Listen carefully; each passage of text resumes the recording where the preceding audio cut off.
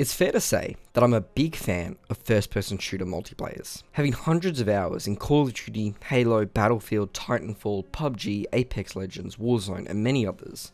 While I still primarily focus on single-player games with a focus on narrative, these shooters always manage to suck me in. Since 2017 and the explosion of PUBG eventually led to Fortnite and so many other shooters trying to cash in on the craze of Battle Royale. Realm Royale, Apex Legends, Battlefield Firestorm, Blackout, and Warzone. I enjoy BRs a fair bit, having played H1Z1 back in the day before PUBG blew up and getting sucked into that. Fortnite was never my thing for a variety of reasons, but Apex came in and I fell in love with a whole new type of BR experience. Warzone eventually came through and reminded me of a much more polished PUBG that also had its own unique identity. What I was missing was a new, true, close quarters arena shooter experience. It seems so much had been sacrificed in favour of these BRs. Titanfall walked so Apex could run. Fortnite Saved the World was sacrificed so its BR could live. And no new Call of Duty experience has been able to hold me since Black Ops 3. Maybe it was me. Maybe I was over these types of shooters, and my time spending hours grinding in them was done. A game I played in a very rough state in August 2019 was not one I ever expected to return. The concept, Halo meets Portal, and as someone who believes that Halo is the premier FPS ever to exist, it intrigued me. What I was met with was a bunch of great but unpolished ideas, largely held back by small player counts and inconsistent servers. This was my first experience with Splitgate. I uninstalled it thinking it was doomed to suffer the fate so many other indie multiplayer games do, largely undone by a vibrant, caring community failing to grasp on. It was a shame, as there was a lot of promise here. I'd completely forgotten about Splitgate, until seemingly out of nowhere, videos started popping up on my YouTube feed. I started seeing it mentioned all over Twitter. I found out it had been brought to a console with full crossplay enabled. Next thing I knew, I was downloading it to my Series X and opening up the app to be brought up with a queue to get in. A queue? This was something I'd never experienced, and honestly, I almost quit and uninstalled it right there. But I'm glad I didn't. I'm glad I decided to wait, because once I was in, once I started playing, a fire within me that had been dormant for years came back to light.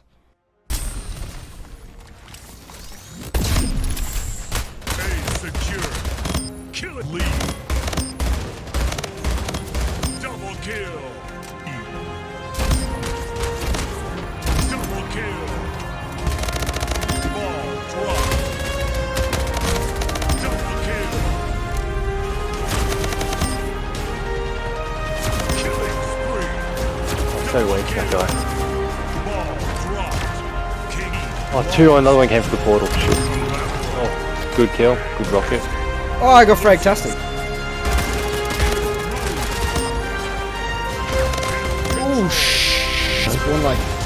Nice one. Ball dropped. Double kill. King Slayer. Triple kill. As I said before, the whole concept of this game is Halo meets Portal. So I started with something very familiar. Halo.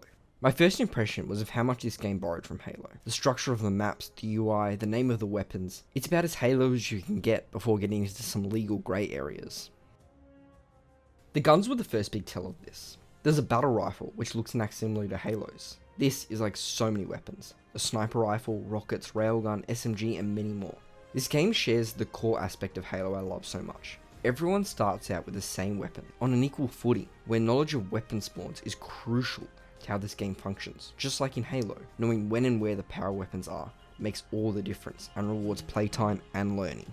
The maps also have their fair share of diversity. There are a range of symmetrical maps, such as Foregone Destruction, Pantheon Stadium, as well as many different environments, a sports stadium motif, ancient structures, newer blockier buildings, a beachside paradise, caves and swamps, and of course, the takedown and showdown maps, having all the same style with different layouts representing the simulation.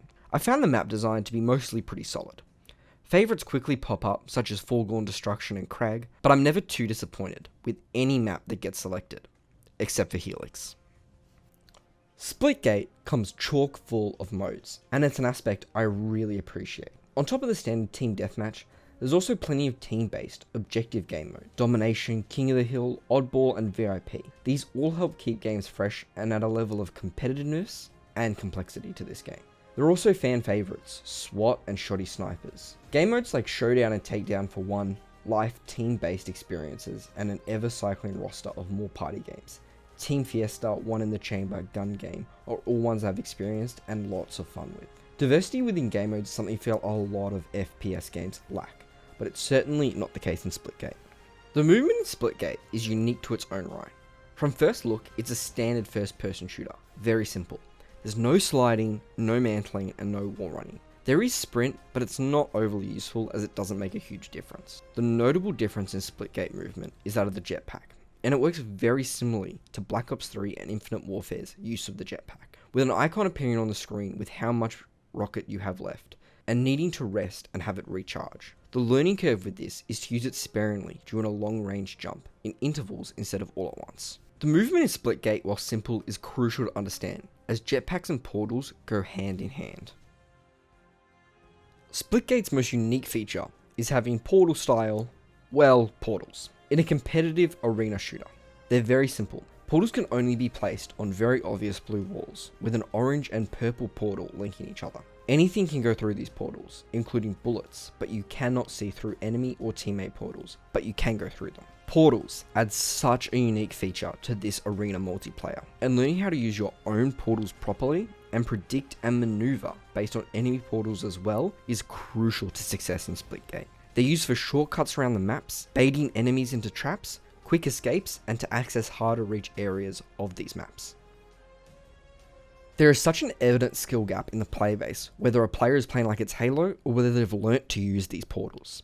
I get stuck on the fact whether portals add a unique and diverse skill set that will set this game above many others, or whether they simply add too much chaos, too many lines of sight, too many different areas to watch. And while portals exist, map control seems kind of pointless. I think the conclusion I've come to is that it's a bit of both. While there is a huge skill gap the portals add, it also takes away other key skills learned from other FPS games. While holding the hill and King of the Hill, there can just be too many lines of sight with all potential areas of portals to be able to properly hold a hill. This is something that makes Splitgate new and unique, but also undoes key FPS features. One thing that really impressed me about Splitgate is that even though it's still in beta, it has a ranked mode, and playing this is significantly more engaging than pubs. The biggest change here is that in pubs you start with a carbine and an AR. In ranked you start with a carbine and a pistol. The AR makes casual modes not as fun, as it's such a powerful weapon, it can go toe to toe with many of the power weapons, such as the BR, plasma rifle, or SMG. ARs not being on by default change the pace and make these lesser power weapons significantly more valuable in the gameplay. It also has a ranking system based on a division and a numbered spot, as well as many game modes, the standard having TDM, King of the Hill, and Domination, while there are separate playlists for Takedown and Showdown. In many of these games, having something to work for outside of the outcome of the match adds a lot of replay value. And Splitgate achieves this through customization. The player can customize the skin of their weapon, the player, the jetpack, and the portal gun, as well as banner and emblem. The first way this is achieved is through daily and weekly challenges. Tasking the player to get kills with certain weapons, play on certain maps or particular modes, keeps things fresh and always trying out new varieties. I really didn't like the plasma rifle until a challenge had me use it for a significant amount of kills. During this, I truly learned how to use it and now constantly pick it up. But these challenges can reward in loot box based drops as well as XP. The second way this is achieved is through a battle pass. The one in the beta is a bit basic and free, which I don't really expect since the game is fully released, but it has a few cool things in there, and just like every other battle pass, the more you play, the more you earn. The last way is the one I find the most engaging. It takes the concept of grinding for camos from Call of Duty and puts it in this game. Each gun has a set of challenges you can do to unlock different camos for the weapons. And if or when all camos for a gun are retrieved, you earn a gold mastery camo for the weapon. So, would I recommend Splitgate? Well, if you enjoy close quarters, first person shooter multiplayer, particularly arena styled such as Halo, absolutely. It's very easy to jump into, and anyone with an understanding of those types of games, and adds a unique learning curve with the portals. It's probably the closest thing you're gonna get to Halo multiplayer on PlayStation as well. I think Splitgate has come back here at a really great time. A lot of people are getting sick and frustrated of games like Warzone and want something new to play. I think Splitgate's biggest issue is the holiday of shooters coming up. Halo Infinite, Battlefield 2042, and Call of Duty Vanguard will all be huge releases, and Splitgate will be battling with all of them for attention. And to be honest, I think once those games come out, particularly Halo Infinite, I'll be playing a lot less Splitgate. But at least until then, I have a fun, fast-paced, multiplayer shooter to hold me over till the onslaught of FPS games later this year.